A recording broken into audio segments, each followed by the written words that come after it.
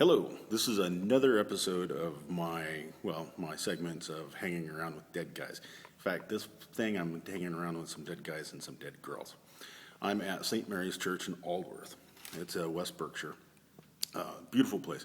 If you don't know about this, this is like the Mecca. If you're 14th century and you're into effigies and armor, this is the place. Anyways, there are nine full-size, life-size effigies.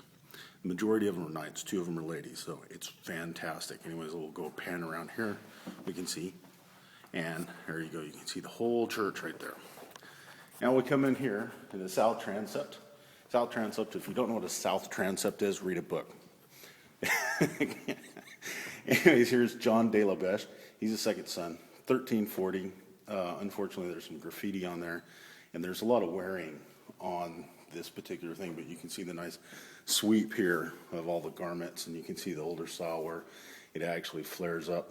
And this is not really armored on here, but he's the first in the series. Then we come in Lady Joan here, 14th century effigy. She's really like delicate lady, probably very lovely when she was all in her brand new. She's rather faded with time right now, but I mean, you can see the grandness of her dress. Then we can come down here. See, hi. Anyway, Sir Philip de la Beche, another armored character. You cannot see most of this because he is worn away. Just bare remnants of his sword and parts of his equipage. And you can actually see a fan on his elbow cup, and then he's got a rather fancy visored helmet. You can see, and it actually comes to a peak, which is kind of novel. Anyways, that's for the south transept. Then here we got like some major benefactors. This is John and another lady, Isabella. You can see she was actually quite a dapper lady at one time. She's lost her head, unfortunately. She does have some nice sweeping garments. Now here you see Sir John de la Beche. He's actually, you can see, he's got a nice little mustache. And you can see the details of the coif, not necessarily a coif, I think it's just the padding under there. You can see the revels on his helmet, and which shows that the male, the Aventail's not there. And then he's got a lovely great helm, kind of like the Pembroke helm. You can also see here the details of rivets, how it fixes the Aventail into, or the coif or the padded area there. And then you have barrel of revels. And you can go in here. He's got like a padded undergarment and a large belt with a sword and a very large buckle. You can see these are pretty good size, and I got some pretty ham-handed mitts. We come up here. You can see this garment. Now, one of the nice things about these garments, this is a surcoat, but it's all contiguous. So you see all this ruffling. Some might say initially that it's to represent like padding or something like that. I don't know. Or ruffles or whatever, but you look at it, it definitely looks like it's tubular riveted. It's over another garment on the inside. But what's really neat about this garment is on the right-hand side, you see it's all laced up and it appears to be all contiguous garment. Then you have your knee cops, quitters, or my Polands in this case. Sorry, but anyways, they've got a rather distinctive shape. You don't see this shape on most armor of today or representations.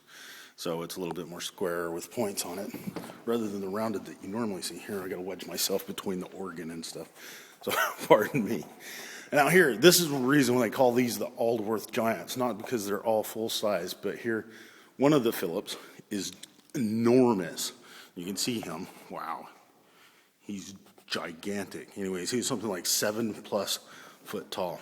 And you can see, I'm not a very small guy, and he, I think he dwarfs me. So, but he's got some really fabulous get-ups. You can see some vine work, and then you can see all the strapping for his greaves.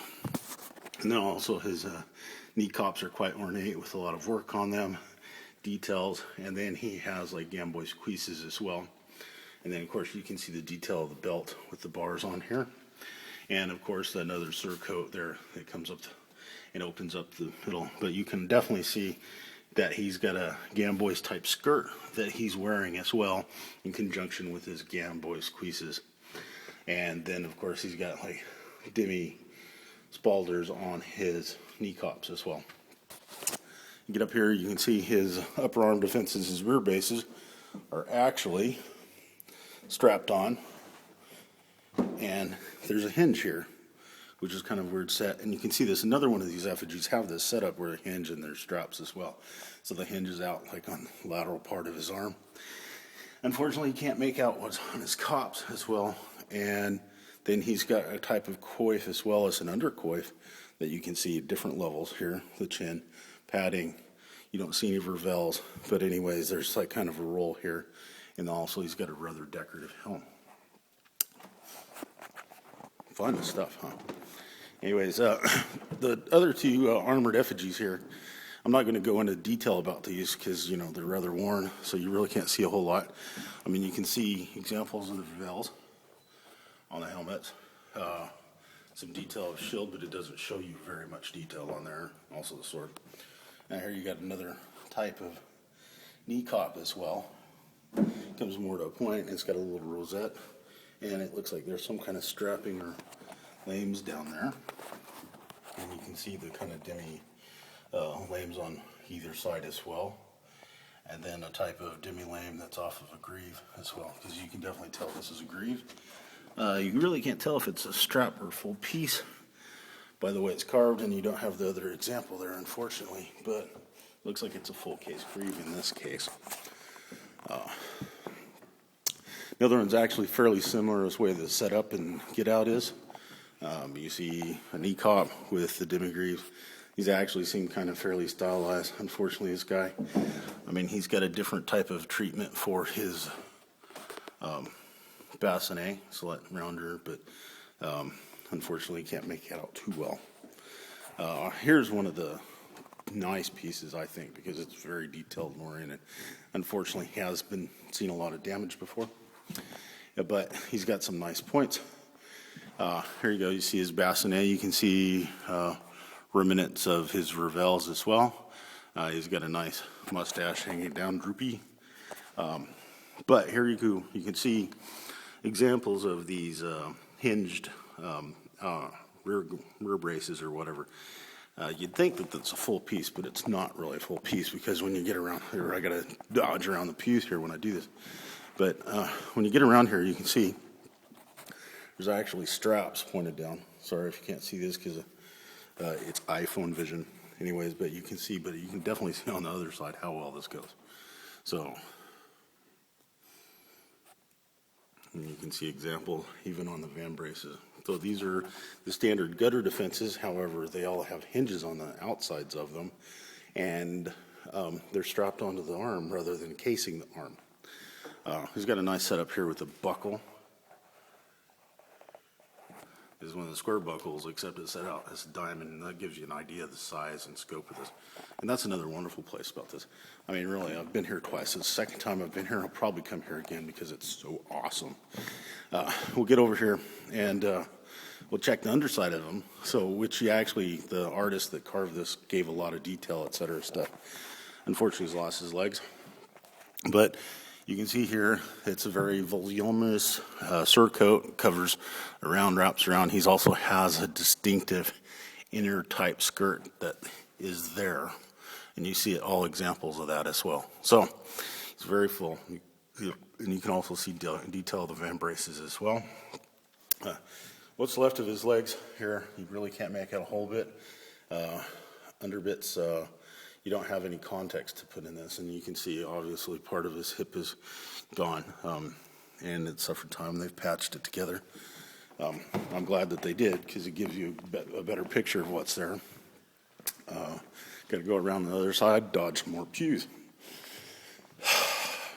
This is a gorgeous place, and if you can see some of the over the. Well, I can't think of the official term for where the nooks are, but you can see some of this. Another here, this is a nice thing. This is Nicholas de la Biche, by the way. He's the third son of Sir Philip.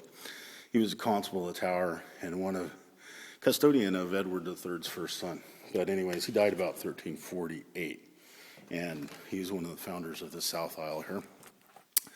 Okay, here you can see the other side, again, with his great helm that his head's resting on, and then some details of his hand protection. Not very clear. Big major plates there that goes on, and then of course, and then here you can see a very good representation of his surcoat with just the single lacing on the right hand side, which mimics Sir John. Then you can start to see that angled look of these particular pull-ins. And you can see here it comes down point, so it's actually fairly square, and then it's got a deep raise. And then what I see, and I've seen a lot of this in common with these, they have kind of a medial ridge that, well, not necessarily it's a medial, but it's a dorsal ridge that runs like horizontal to the ventral ridge. Anyways, there's a quick survey of Aldworth Church. If you get a chance, come here. It's beautiful.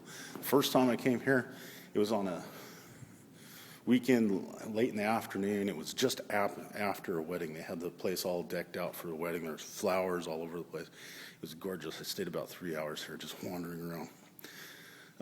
Come down here again because I had to go do some stuff in the area, so we decided to swing by here, and I wanted to give you this whole video series just as a treat.